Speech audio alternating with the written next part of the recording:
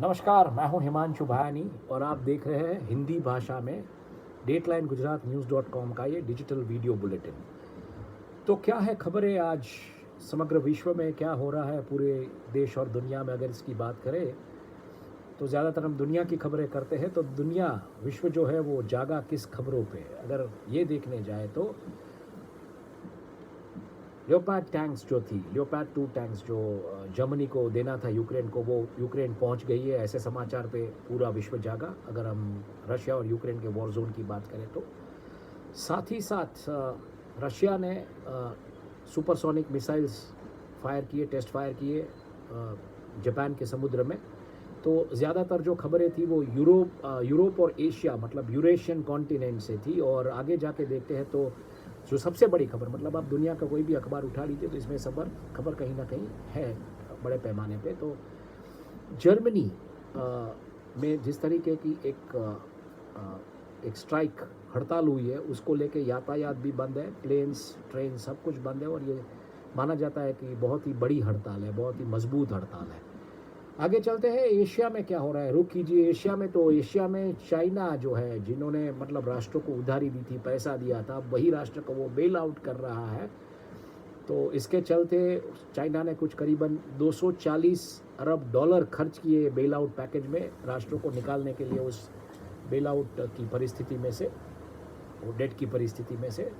और Jack Ma जो है फाउंडर ऑफ अलीबाबा, उनको देखा गया वो स्कूल में किसी बच्चों के साथ और शिक्षक के साथ पाए गए। तो अलीबाबा के शेयरों में मतलब झनझनाट सब कुछ हो गया और एक तरीके से जिंगथिंग वाली फॉर्मूला हो गई अलीबाबा के शेयरों में। आज शेयर ऊंचे गए, मतलब क्योंकि जैक मा को देखा गया।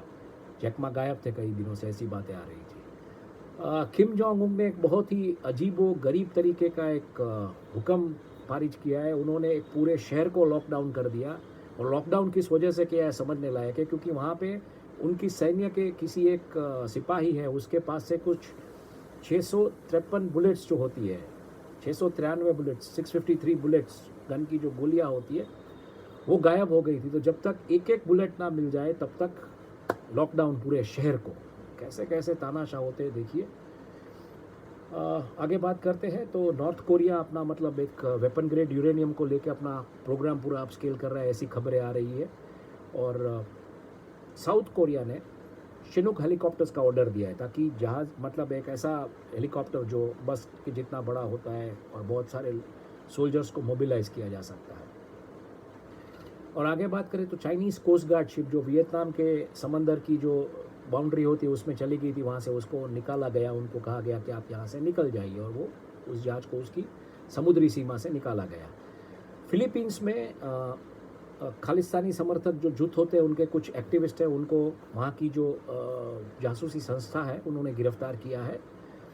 और साथ ही ये खबर भी आ रही है कि ब्रिटेन ने जो म्यांमार जनता की जो सरकार है म्यांमार में, जो मतलब जिस तरीके से उसके जो अहवाल आ रहे हैं, उसको लेके ब्रिटेन ने जो सप्लायर्स थे म्यांमार जनता के, उनके ऊपर सैंक्शंस लगा दिए एक तरीके से कि आप ठीक है उनके साथ ही धंधा कीजिए या मत कीजिए, जो भी है।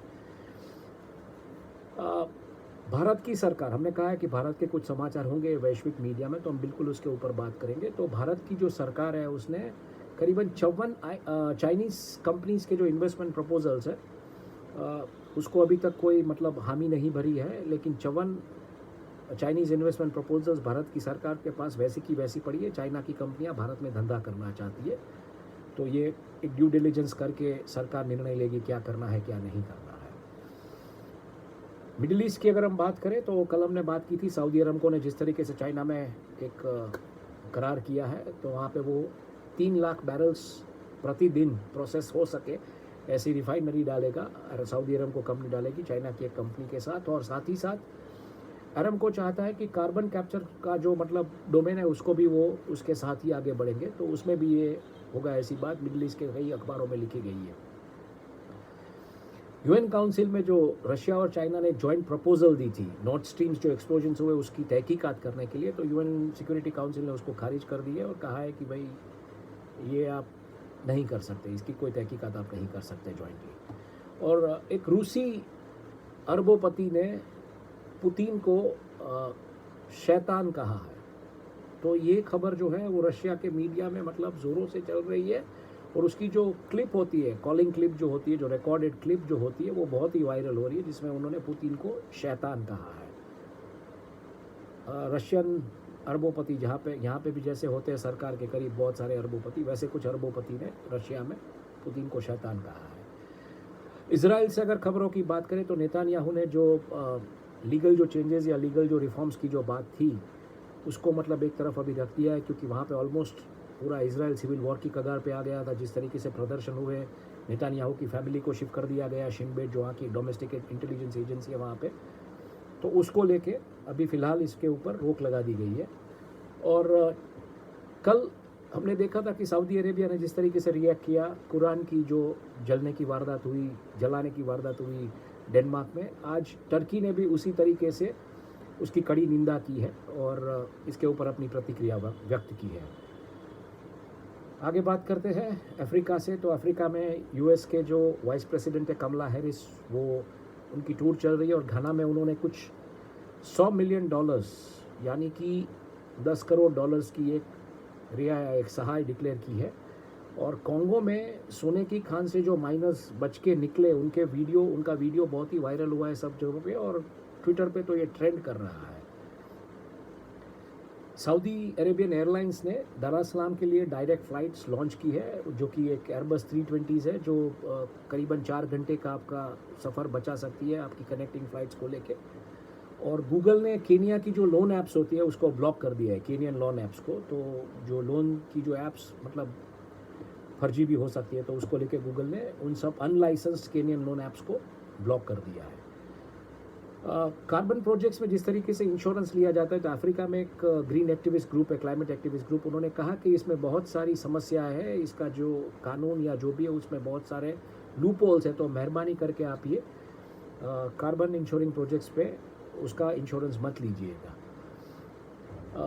दूसरी तरफ खबर आ रही है, एक डेनिश कंपनी का एक टैंकर, ऑयल टैंकर जिसको बोलते हैं, जहाज़ मतलब ऑयल टैंकर, उसको गल्फ ऑफ गिनी में घेर लिया गया, और वहाँ के जो पायलट्स होते हैं उन्होंने उसके ऊपर, समुद्री लुटेरे जो होते हैं, उन्होंने उसके ऊपर कब्जा जमा दिया है। और मोजाम्बिक की जो national institute of disaster management है, उससे मतलब मोजाम्बिक सरकार के थ्रू एक बहुत अच्छा कदम उन्होंने लिया है। उन्होंने इंश्योरेंस लिया है साइक्लोन्स से अपने कंट्री को प्रोटेक्ट करने के लिए। तो जो भी मतलब तूफ़ान आते हैं, नुकसान होता है किसानों को वगैरह, घरों का बाढ़ की वजह से या जो भी, तो उसके सामने उन्होंने इंश्योरेंस कवर लिया। हालांकि अफ्रीका के कई देशों ने debt for the climate swap का भी एक प्रपोजल रखा था, वो भी हमने खबर की थी।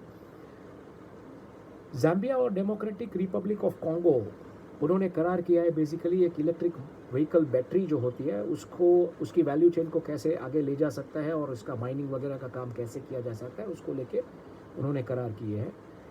आगे बात करते हैं यूरोप की। तो यूरोप की इकोनॉमी शिथिल हो सकती है, ऐसा IMF ने कहा है। और जिस तरीके से मतलब क्रेडिट डॉइशे बैंक की जो बातें आ रही है, क्रेडिट स्विस की जो बातें आ रही है, तो उसको लेके ये कयास लगाए जा रहे हैं कि यूरोप और UK की इकोनॉमी थोड़ी मंद हो सकती है, it will go in slow motion, ऐसा लिखा गया है।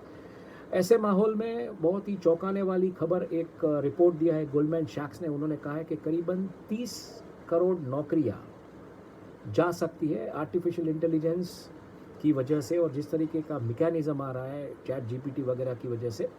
और ये हो सकता है US और यूरोजोन में, और ऑलमोस्ट 2/3 नौकरियां मतलब जा सकती है, और वाइट कलर जॉब्स जो है वो जा सकती है, ऐसी उन्होंने संभावना व्यक्त की है। तो एक बड़ी खबर, बड़ी ही बुरी खबर जिसको बोल सकते हैं ब्रॉडकास्टर्स, जर्नलिस्ट और जर्नलिज्म फ्रेटर्निटी के लिए, कि जर्मनी का एक जो पब्लिक ब्रॉडकास्टर है डॉइशे वेले DW, उसकी जो टर्की ऑफिस थी उसको बंद कर दिया गया है। हालांकि उनका लाइसेंस रिन्यू नहीं किया गया था। इसको लेके बहुत सारी मतलब विवेचनाएं हो रही है, बहुत सारा इसके ऊपर टिप्पणियां हो रही है मीडिया के जो कार्यकर्ता है उनकी तरफ से, मीडिया कर्मियों से, जर्नलिस्ट और जो मीडिया राइट ग्रुप्स होते हैं उनकी तरफ से। चाइनीज़ कंपनीज़ के ऊपर एक तरीके का मॉनिटरिंग यूरोजोन में तो चालू ही है, लेकिन उसके चलते बेल्जियम की जो इंटेलिजेंस एजेंसी, उन्होंने हुवेई कंपनी को अपने वॉच लिस्ट पे रखा है। मतलब हुवेई के एम्प्लॉयज़ या हुवेई कंपनी में जो कुछ भी हो रहा है बेल्जियम में, तो उनको उन्होंने अपने वॉच लिस्ट पे रख दिया है। बहुत सारे लोग इकट्ठा हुए लंदन में प्रदर्शन करने के लिए, और ये प्रदर्शन कर रहे थे यूके की इमिग्रेशन पॉलिसी को लेके। और साथ ही साथ बुचारेस्ट एक्सचेंज से बड़ी खबर, बुचारेस्ट एक्सचेंज में जितनी भी कंपनियां लिस्टेड है उन्होंने करीबन 66% यानी कि 66% प्रॉफिट, स्ट्रॉन्गर प्रॉफिट्स दिए एज कम्पेयर टू सिंस 2016। तो मतलब वहाँ पे बुचारेस्ट में कुछ लगता है तेज़ी का माहौल है। और साइप्रस की अगर हम बात करें तो साइप्रस में असाइलम एप्लीकेशंस, मतलब जो लोग दूसरे देश में रहते हैं या समस्या होती है सरकार के खिलाफ जाते हैं तो वो लोग कई दूसरे कंट्रीज़ में असाइलम चाहते होते हैं। साइंटिस्ट, एक्टिविस्ट, सिविल सोसाइटी के लोग, जर्नलिस्ट, पॉलिटिशियंस भी होते हैं उसमें, और लॉयर्स भी होते हैं। तो ऐसी कुछ जो एप्लीकेशंस है उसमें 5 गुना मतलब ग्रोथ देखा गया है। तो साइप्रस में ज़्यादा लोग असाइलम लेना चाहते हैं ताकि वहाँ से उनको कोई दिक्कतें ना हो बाद में अगर वहाँ चले जाए और वहाँ से अपना काम कर सकें। आगे बात करते हैं अमेरिकी और करीबियन द्वीप समूह और लैटिन अमेरिका से। तो हालांकि ट्रंप की जो कोर्ट की जो कार्यवाही उसको लेके और उनका जो स्टॉर्मी डैनियल्स के साथ जो अफेयर और उसके जो मतलब एक्सचेंजेस हुए उसको लेके जो बातें तो आ रही है मीडिया में, अमेरिकी मीडिया में, पर बहुत ही बुरी खबर यूएस बॉर्डर से आ रही है। वहाँ पे एक मैक्सिकन फैसिलिटी में आग लगी और आगजनी की इस घटना की वजह से 40 लोगों की मृत्यु हुई है। पर एक खतरनाक खबर आ रही है मैक्सिको से। अमेरिका जो हथियार यूक्रेन को देता है युद्ध में लड़ने के लिए, वही हथियार डार्क नेट के ज़रिए मैक्सिकन कार्टेल्स, जो मैक्सिकन ड्रग कार्टेल्स या मैक्सिकन क्राइम कार्टेल्स जो है वो स्मगल करके वापस मैक्सिको में लाती है। तो अमेरिका के हथियार वापस नॉर्दर्न अमेरिका में आ रहे हैं। जो हथियार वो यूक्रेन को दे रहे हैं वहीं से स्मगल होकर वापस आ रहे हैं डार्क नेट के ज़रिए। आगे बात करते हैं कनाडा की। तो कनाडा शायद बहुत ज़्यादा खबरें नहीं है, लेकिन कनाडा चाहता है कि अपने वो मतलब मैरीटाइम पेट्रोलिंग, जो तटीय विस्तार जो होता है, तटीय विस्तार माने जो समुद्री किनारा, उसका जो पेट्रोलिंग करना होता है उसमें वो चाहते हैं कि अपने प्लेन्स रिप्लेस करें। तो ए पोसाइडन्स वो लेके आना चाहते हैं, और इसको लेके खबरें कैनेडियन मीडिया में बहुत सारी। और जो बाइडेन ने कहा है कि कैनेडियन बॉर्डर में से जो प्रॉब्लम्स है, माइग्रेंट्स आ जाते हैं, ये जो सेंटर ऑफ इमिग्रेशन स्टडीज़ में भी जिसके बारे में बात कही गई थी उसका जो भी हमने रिपोर्ट किया था, तो ये जो मुद्दा है इस मुद्दे को लेके बाइडेन ने कहा है कि बिल्कुल इस मुद्दे के ऊपर चर्चा होनी चाहिए और इसको सॉल्व करना चाहिए। तो दूसरी तरफ अमेरिका में जो सैटेलाइट इमेजेस डिस्प्ले हुई है मिसिसिपी की, जहाँ पे एक टोर्नेडो आया था, मतलब एक बहुत बड़ा तूफान जो 40 साल में एक भयावह तूफान था, तो उसकी तूफान से पहले की जो मिसिसिपी की जो चित्र है, सैटेलाइट चित्र, वो पेश किए गए, और उसके बाद के सैटेलाइट चित्र किस तरीके की तबाही हुई मिसिसिपी में। तो ये मेरे ख्याल से ये समझने लायक और देखने लायक और पढ़ने लायक पूरा अहवाल है। साथ ही अगर हम बात करें तो जापान और यूएस की, तो जापान और यूएस जो मिनरल्स चाहिए इलेक्ट्रिक व्हीकल की बैटरीज के लिए, उसके लिए एक संधि कर रहे हैं, जो कि ज़ाम्बिया और डेमोक्रेटिक रिपब्लिक ऑफ कॉन्गो ने भी की। तो पूरी दुनिया में अलग अलग राष्ट्र जिनके पास ये रेयर अर्थ मेटल्स जो है उनको लेके संधियाँ कर रहे हैं, ताकि उनकी कंपनीज जो है, जो ईवी का जिस तरीके से व्याप बढ़ने वाला है, उसका इस्तेमाल बढ़ने वाला है इलेक्ट्रिक व्हीकल्स का और उसमें लगने वाली बैटरीज का, तो उसको अपना सप्लाई कहीं ना कहीं सिक्योर कर रहे हैं। चाइना ने, मतलब यही एक खबर है अपने आप में कि चाइना ने एक रिपोर्ट इश्यू किया है ह्यूमन वायलेशन राइट्स के ऊपर, और यूएस में किस तरीके से ह्यूमन वायलेशन राइट्स हुए हैं 2022 में। तो मतलब मुझे लगता है यही एक खबर है अपने आप में कि चाइना ने ये रिपोर्ट इश्यू किया है। और एक बड़ा ही इंटरेस्टिंग ओपिनियन पीस है, how democracies are transformed into fascist oligarchies. मतलब ये जो धन्ना सेठ जिसको बोलते होते हैं, बिलियनर्स जो सरकार के आसपास रहते हैं, वो किस तरीके से डेमोक्रेसीज को एक फासिस्ट राष्ट्र में तब्दील कर रहे हैं। ये आप क्लिक करके हमारी वेबसाइट के ऊपर जाके क्लिक करके लिंक आप क्लिक करके बाकी का जो अहवाल है वो पढ़ सकते हैं। और खबरें आ रही है इवाना ट्रंप, जो कि प्रेसिडेंट की पहली पत्नी थी, भूतपूर्व प्रेसिडेंट अमेरिका के डोनाल्ड ट्रंप, उनकी जो पहली पत्नी इवाना ट्रंप, वो FBI के इन्वेस्टिगेशंस उसके ऊपर चालू थे, और ये इन्वेस्टिगेशंस कुछ 2 साल चले और अलग अलग कंट्रीज़ में, मतलब वो FBI के वॉच लिस्ट पे थी, आप ऐसा बोल सकते हैं।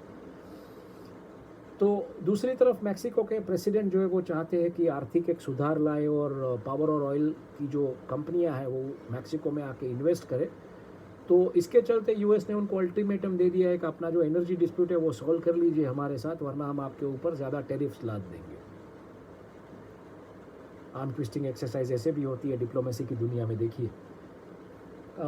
कल हमने एक खबर की थी एंटीगा बरबुडा में जो एक जहाज़, एक यॉट जो है रशियन बिलियनर का अल्फा नीरो, उसको बिक्री को लेके जो समस्या आ रही है उसकी ओनरशिप को लेके, तो आज एंटीगुआ बरबुडा की जो सरकार है उसने मतलब एक स्टेटमेंट इशू कर दिया है कि 31 मार्च तक उन्होंने डेडलाइन दे दी है कि अगर कोई इसका क्लेम नहीं करता है तो ये हम ये जहाज़ फिर बेच देंगे, उसका ऑक्शन कर देंगे। और डिजिसेल कुछ करीबन 126 लोगों को निकाल रहा है। डिजिसेल बेसिकली एक टेलीकॉम कंपनी है, वो अपने ऑपरेशन जमाइका शिफ्ट कर रहा है, तो उसकी वजह से वो बाकी के लोगों को नौकरी से निकाल रहा है। तो इसकी भी आप डिटेल्स पढ़ सकते हैं हमारे, हम बेसिकली हाइलाइट्स देते हैं, तो हाइलाइट्स के ज़रिए आप अगर आपको कोई इंटरेस्ट हो कोई समाचार में तो हमारी वेबसाइट पे जाके न्यूज़ लेटर, न्यूज़ बुलेट्स जो होते हैं न्यूज़ वायर्स के ज़रिए स्वरूप में, तो उसको आप क्लिक करके उसको या सर्च करके गूगल में आप ये पढ़ सकते हैं। आगे बात करते हैं नसाओ में एक paradise, Nassau paradise island wine and food festival हो रहा है। उसकी मतलब तस्वीरें वगैरह बहुत देखने लायक है, बहुत ही बढ़िया एक फूड एंड वाइन फेस्टिवल हो रहा है नसाओ में, तो मुझे लगता है ये देखना चाहिए सबको। और हाइटी की हमने बात की थी, यूएन संयुक्त राष्ट्र संघ ने भी कहा था कि हाइटी मतलब एक गैंग्स के ज़रिए कंट्रोल होने वाला नेशन राष्ट्र बनता जा रहा है। और आज एक खबर आ रही है कि हाइटी की एक गैंग ने, हेटियन गैंग जिसको बोलते हैं, हेटी की एक गैंग ने कुछ एक फ्लोरिडा के एक कपल को अरेस्ट किया था, एक युगल को मतलब किडनैप किया था, और अभी वो लोग 2 लाख रुपए की, $2 लाख की फिरौती मांग रहे हैं, सॉरी रुपये नहीं, $2 लाख की फिरौती मांग रहे हैं। आगे बात करते हैं लैटिन अमेरिका की, तो लैटिन अमेरिका में किस तरीके से चीज़ें हो रही है। टर्की जाने वाली कुछ $20 मिलियन की जो कोकेन थी, मतलब $2 करोड़ की जो कोकेन थी वो पेरू में पकड़ी गई है। और चाइना और ताइवान की जो लड़ाई है वो लड़ाई कहीं ना कहीं लैटिन अमेरिका से होके गुजरती है, ऐसा एक ओपिनियन पीस है, पढ़ने लायक है। कल हमने बात की थी क्यूबा में जो पार्लियामेंट्री पोल्स हुए, उनकी सांसद के जो मतलब चुनाव हुए, उसमें कुछ 17% यानी कि 70% लोग टर्न अराउंड देखने को मिला था। वो टर्न अराउंड अभी फाइनल उसका फिगर आया है, आंकड़ा आया है 76%, 76% हुआ है, 76%। लेकिन कुछ एक्टिविस्ट ने इस डेटा को लेके कहा है कि इसमें कुछ गड़बड़ी है, क्योंकि ये 1959 से लेके अब तक का सबसे लोएस्ट टर्नआउट है। हम मानते थे कि ये बड़ा ही अच्छा टर्नआउट है एज़ कम्पेयर टू इंडिया, लेकिन ये सबसे लोएस्ट टर्नआउट है। तो वहाँ पे भी मतलब चुनाव का टर्नआउट अभी घटा दिया गया, अगर ये देखने जाए उस हिसाब से, तो ये हो रहा है दुनिया में। आगे बात करते हैं प्लेफुल पैसिफिक्स की, यानी कि न्यूजीलैंड ऑस्ट्रेलिया से क्या खबर है। तो न्यूजीलैंड तैयार है नॉन न्यूक टॉक्स के लिए, अकूस में जुड़ने के लिए, और उसकी जो प्रपोजल है वो पार्शली स्टडी कर रहा है, ऐसे न्यूजीलैंड के एक मंत्री ने कहा है। साथ ही साथ समोआ टूरिज़्म की जो ऑफिस है वो चाइना में खोल दी गई, और समोआ अभी चाइना में मतलब घुस गया है, सेंध लगा दी है टूरिज़्म का अपना व्यापार बढ़ाने के लिए। और रिजर्व बैंक ऑफ ऑस्ट्रेलिया आने वाले दिनों में ब्याज की दरें बढ़ा सकती है, ऐसे एक समाचार है, मतलब 50% चांसेस है कि ब्याज की दरें वो बढ़ा सकते हैं। आगे बात करें, पेंटागन ने ऑस्ट्रेलिया के हाइपरसोनिक जो क्राफ्ट्स हैं उसको सिलेक्ट किया है उनके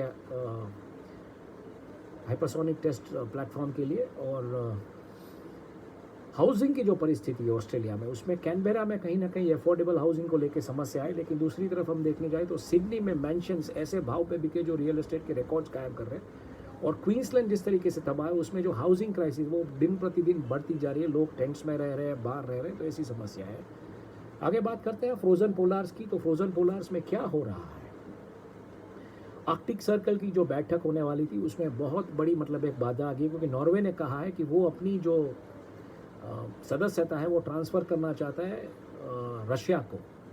तो इसको लेके मतलब एक बहुत बड़ा प्रेशर हो चुका है, और मतलब आर्कटिक सर्कल अभी कार्यरत अपने तरीके से हो पाएगा कि नहीं। एक संगठन है बेसिकली जो आर्कटिक्स में सब राष्ट्र जो होते हैं एक्टिव, जिनकी बॉर्डर्स टच होती है, वो एक तरीके का एक G20 जैसा एक संगठन है Arctic circle, Arctic council chair, right. तो आर्कटिक काउंसिल अभी पूरा मतलब एक सट्टे में आ गई है।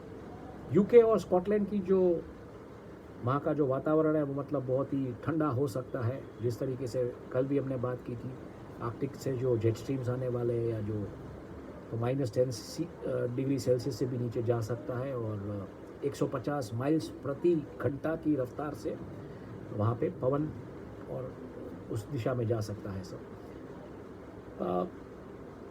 एक बड़ा ही एरियल फुटेज रिलीज़ कर दिया गया है, एक जो बड़ा ही एंटार्क्टिक में जो आइसबर्ग अलग हो गया उसका एक एरियल फुटेज रिलीज़ किया गया है, बहुत ही देखने लायक है। और ऑयल टैंकर्स जिस तरीके से जाते हैं एंटार्क्टिक और आर्कटिक्स में, तो वहाँ पे वो अभी मतलब विदाउट आइस क्लास प्रोटेक्शन वो लोग कर पाएंगे ये सब और नॉर्दर्न सी रूट, क्योंकि रशिया की जो कंपनियां हैं वो चाहती है कि ऐसे जहाज वहाँ पे आए और लुकोइल और गैसप्रॉम उनके जो एसेट्स हैं, तो इसकी वजह से इनको ऐसे जहाज़ों की ज़रूरत है और ऐसे जहाज वहाँ जा सकते हैं। तो ये खबरें थी पूरे दुनिया से, भारत की भी खबरें हमने आपको बताई। तो आपका दिन शुभ रहे और कुछ भी आपके सुझाव हो तो बिल्कुल हमारे कमेंट में लिखिएगा। धन्यवाद।